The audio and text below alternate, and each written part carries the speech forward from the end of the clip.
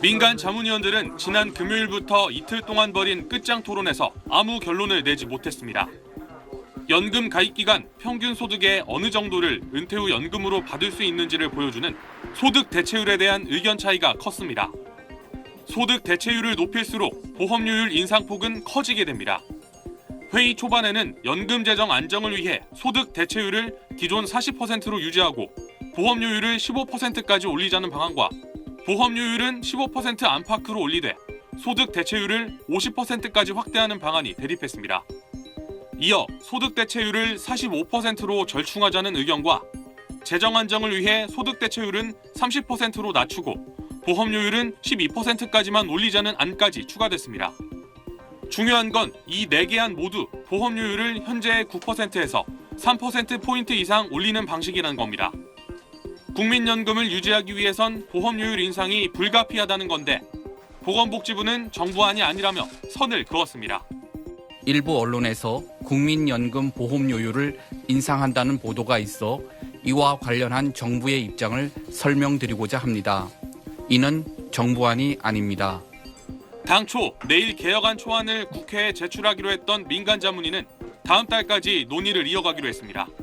연금개혁에 대해서 국민들의 걱정이 많으신 것으로 알고 있습니다. 국민들이 걱정하지 않을 수 있는 그런 방안들에 대해서 최대한 검토해서 보고할 수 있도록 하겠습니다.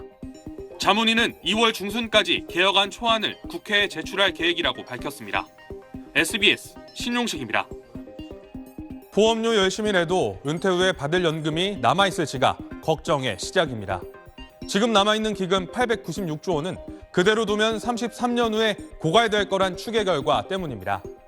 지난해 7월 한국 리서치 여론조사에서 자기는 연금을 받을 수 없을 거로 생각한다는 비율이 38%인데요. 세대별로 보면 20대는 57%, 30대는 더 높아서 64%나 됩니다. 30대의 절반이 넘는 55%가 의무가 아니라면 가입하지 않겠다고 답하기도 했습니다. 우리 세대는 이제 못 받지 않나 싶어서 차라리 다른 그런 보험 상품이나 그런 걸 드는 게 훨씬 낫지 않나? 그럼에도 불구하고 국민연금이 필요하다고 답한 사람은 86%, 개혁이 필요하다는 응답도 87%로 높았습니다. 불안하긴 해도 국민연금이 노후를 보장해주는 최소한의 안전장치라는 공감대는 있는 겁니다. 연초 SBS 여론조사에서도 35.2%는 현행 방식을 유지하자고 했지만 더 내거나 덜 받거나 수급 연령을 늦추는 식으로 바꿀 필요가 있다는 답은 절반을 넘었습니다. 보험료 올리고 소득 대체율만 조정하는 것보단 국민 신뢰를 바탕으로 개혁하는 게 중요합니다. 지난해 8월 말 기준 고령 가입자의 국민연금액이 58만 원인데 윤석열 정부 약속대로 기초연금을 40만 원까지 인상하면 그동안 국민연금 괜히 냈다는 말이 나올 수밖에 없습니다. 다른 연금과의 형평성 문제도 나옵니다. 공무원 군인연금 같은 경우는 이미 막대한 규모의 적자 보전금을 세금으로 투입하고 있습니다. 명확한 제도 개편 방향을 제시하지 않는다 그러면 수급 연령을 높이려면 60세로 묶인 법정 정년도 함께 높여서 소득 없는 기간을 최소화하는 것도 중요합니다. SBS 신용식입니다. 국민연금 재정추계 전문위는 향후 70년의 연금 재정 수지를 추산한 결과 2041년에 적자로 돌아서고 2055년이면 고갈된다고 밝혔습니다. 5년 전 4차 추계 때보다 적자 전환은 1년, 고갈 시점은 2년 앞당겨졌습니다. 저출산 여파로 돈을 낼 가입자는 줄고 고령화로 받을 사람은 느는데 경제 성장이 더뎌 고갈이 빨라질 것이라는 겁니다. 연금 고갈 시점을 미루기 위해 필요한 보험료율도 제시했습니다. 미국, 일본 방식과 비슷하게 70년 후인 2093년에 그해 지급될 연금액만큼을 적립금으로 보유하는 적립배율 1배를 목표로 할 경우 필요 보험료율은 17.86%입니다.